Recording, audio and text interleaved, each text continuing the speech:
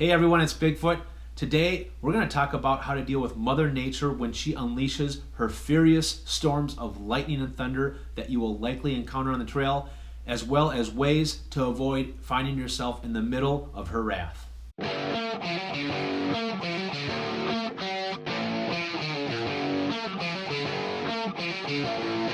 Before we get into today's topic, I want to give a shout out to Scott Williams. Scott posted the question, can you make a video on lightning? Second to injuries, my biggest fear on the trail is lightning on ridgelines. Like yourself, I will be rushing through an AT through hike this summer. I am going to be forced to hike in bad weather. What did you do in those situations? Well, thanks so much, Scott, for the question, and I'm going to do my best to answer. I really want to answer this in 5 different parts. The first, I want to kind of talk about my own personal story of a situation that I found myself in while I was on the AT. Second, I want to talk about the facts of lightning and thunder on the trail. Thirdly, I want to talk about the most vulnerable areas that you will find yourself exposed on the trail. The fourth thing is avoiding the possibility of getting yourself and putting yourself in the middle of a severe lightning or thunderstorm. And lastly, in the event that you do find yourself in the middle of a storm, what should you do? All right, well, starting off with my quick story. Last year I thru hiked the Appalachian Trail in 100 days. And I only had 100 days, as you know. The one thing that I was really concerned about was actually having weather that would hold me up at certain areas because I wouldn't be able to summit and get over the mountain because of the open ridge lines and balds and things like that. Well, I was really lucky in the fact that I never really experienced any of this weather during those times when I needed to make some of those critical ascents over mountains or ridge lines until I got to the very end. This was day 98. I was in the 100-mile wilderness. I was about 80 miles from the very end to summiting Katahdin. I was going over Whitecap Mountain, which is really the last open ridge line or open mountaintop before the very end. And what happened was I knew I had to get over this mountain to be able to put myself in a position to get to the foot of Katahdin to be able to summit in 100 days. So as I was setting up to the top of Whitecap Mountain, I got maybe about 3 miles to the top and it started to rain, which was normal because I was just used to hiking in the rain. As I continued, the rain started turning into hail, and this was the time where I was starting to get a little worried. So I decided that it was probably best to stop hiking and drop my pack and get off the trail. Well, the problem is I was probably maybe a half mile from the top, and there really wasn't a lot of great areas for cover. The tree line at this time was probably maybe 8 to 10 feet high, so there wasn't really a lot of great cover. So I did get off of the trail. I left my pack with my trekking poles just right sitting off the trail and kind of hunkered down to try to wait out the storm. Well, when the next lightning bolt that had hit, it had to be no more or less than a half a mile from where I was. So I don't know that I can ever recall hearing thunder that loud and that directly above me. It was really, really scary. I hunkered down for maybe 15 minutes, maybe it was 10 minutes, I can't even remember at the time. I hadn't heard thunder for a little bit and I thought that I was safe, so I got back on the trail and I got to the top of Whitecap Mountain. As I was ascending over the top of Whitecap's open ridgeline, I saw a lightning bolt strike the mountain right next to me, and at that moment I think I crapped my pants. It was seriously the most scared that I've been on the trail maybe in my life. I ran as fast as I could to get back below tree line. I made it obviously, but I will tell you that I really put myself in a really bad position for really not following some common sense practices that I should have, and just getting greedy with trying to get over this last mountain just to try to make a certain time or a certain mileage, and I put my safety at risk, and I should have never done that. All right, well, let's talk about the facts about lightning. Now, first off, there are places that you do not want to be in the middle of a lightning and thunderstorm. They are meadows and fields, which you'll find a lot in North Carolina, Tennessee, and Virginia. Open ridge lines, which you'll really see more towards the northern part of the AT, and then, of course, any water sources. Now, the peak season for storms is between June to August. The most common times that storms are going to hit is when the days are starting to heat up and get just past noon all the way till about midnight. Now, when you do see lightning, you're going to want to count to see how many seconds that it takes until you actually hear the thunder. For every 5 seconds, this equates to 1 mile. Now, you can actually be in striking range of a storm if you are 25 miles or less away from that storm. Now, as a general rule of thumb, you want to have seeked shelter when the lightning and thunder are 30 seconds or less apart. Well, I put together a list of the most notable places that you want to make sure that you're aware of that really leave you exposed on the Appalachian Trail. I might be missing some things here, but these are the things that I remember just from my experience or from horror stories I heard from hikers being caught up in these areas in really bad weather. Now, the first comes in North Carolina at mile marker 245 on Snowbird Mountain Bald. This is a bald, it's about maybe a half mile in length, give or take. And this comes just after getting out of the Smokies. The next is actually just a few miles down the road from this. It's called Max Patch. Max Patch is basically a bald that was created when they cleared this whole entire area for cattle. And I will tell you, I probably heard at least maybe 5 to 7 hikers talk about how they experienced severe weather in Max Patch. Put a special note on that one because Max Patch does run for quite a while. I feel like it was like maybe 1.5 miles or something. I really can't remember, but it was long enough that I remember walking out in open, exposed area for quite a while. All right, the next comes the Little Hump and Hump Mountain, which are basically right next to each other. They're at mile marker 385.5 and 387.7. These ones can really give you some trouble. I met a hiker in Vermont that actually experienced 80-mile-per-hour winds on the top of Hump Mountain, and he was fearing for his life. So those ones are really important to make sure you make note of that.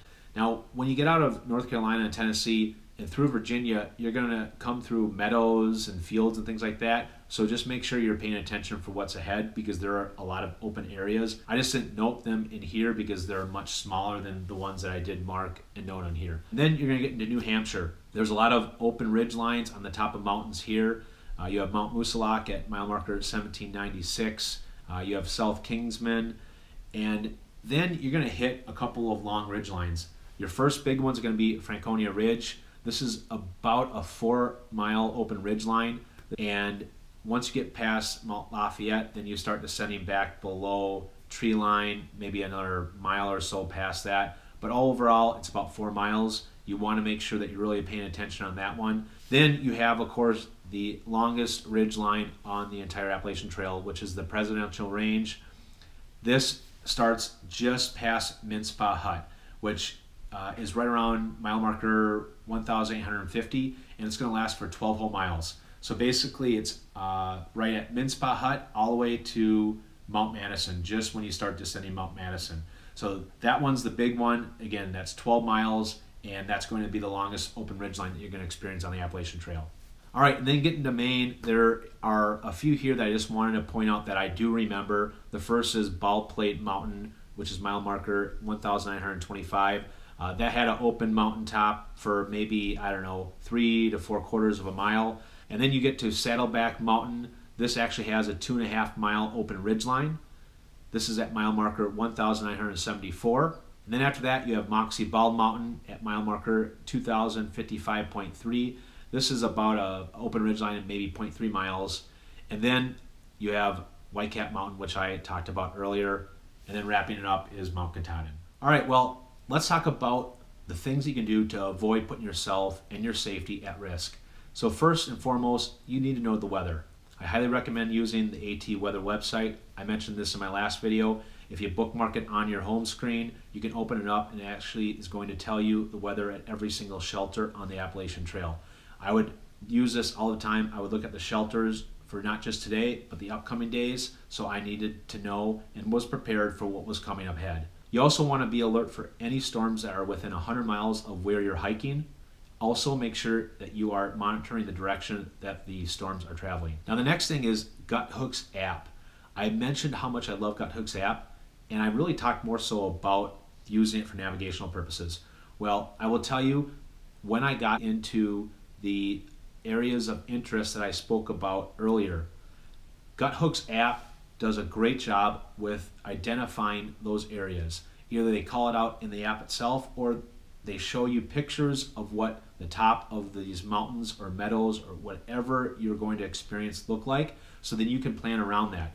I use this all the time, especially when I got into the White Mountains and passed all the way to the end of the trail, so I knew where the open ridge lines were and which ones I needed to really be cautious of. Now, I highly recommend to have a couple of zeros in your back pocket that you can use when you do have bad weather, especially when you get up into the White Mountains. With what I mentioned earlier in the open ridge lines, there may be times that you just don't have the ability to be able to hike the Presidential Range or Franconia Ridge or whatever it may be just because of the weather, so you'll be held up. And you want to make sure that you can at least plan for a possibility of being held up. Now, a great rule of thumb is to plan to be over any open ridge lines by 2 p.m. I mentioned earlier that most storms happen between noon and midnight. Well, the biggest storms typically happen sometime around 2 o'clock and after. So when you are hiking these ridge lines, you want to make sure that you're hitting them bright and early in the morning and getting over them, so you're not having to worry as much about the weather. And lastly, if you are going to be on the trail during severe weather, the best place to be is in a shelter. But if you can't get to a shelter, try to get as low as possible. If you're in between a mountain gap, that usually works really well, but the lower elevation, the better. Okay, well, what happens if you actually get caught in a storm in one of these bad areas? Well, first off, I actually met a hiker that this happened to. His name was Stumbledorf. He was from England. He was going southbound, and I met him when I was going over Mount Moosilauke. And he actually got caught in a really bad storm coming over Franconia Ridge. And what he did was actually crawl in some sort of cave to get out of the elements, and basically, I think, slept the whole night in this little pocket, this little area.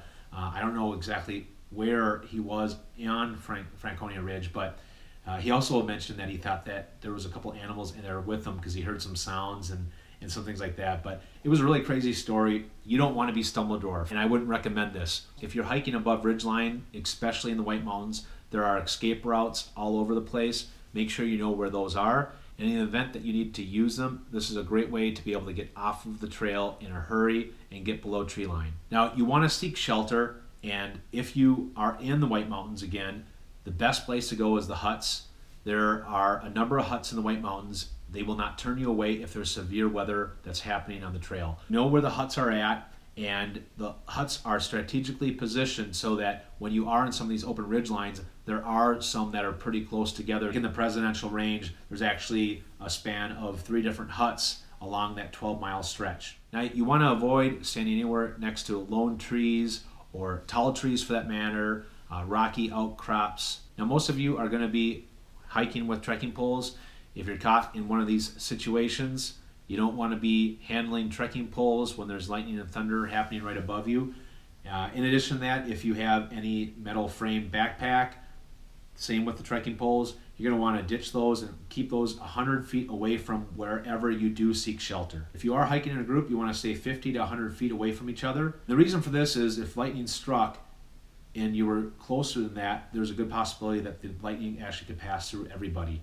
So if you separate yourself out, it decreases the likelihood and the chances of everyone being impacted by a strike. And lastly, you want to make sure you wait at least 30 minutes after you hear the last thunder clap before you actually get back on the trail and come out of your shelter. Again, learn from my mistake. All right, everyone, that wraps it up. I know there's a lot of things in here that I talked about that are common sense, but seriously, use your head, be smart, and don't put yourself in a position that puts your safety at risk. You know, I really flirted with this at the very end. I shouldn't have done that, and you know, I think about it all the time. So learn from my mistake. I hope this was helpful. Thanks, everyone. Stay tuned for my next sighting, and remember to always follow Bigfoot.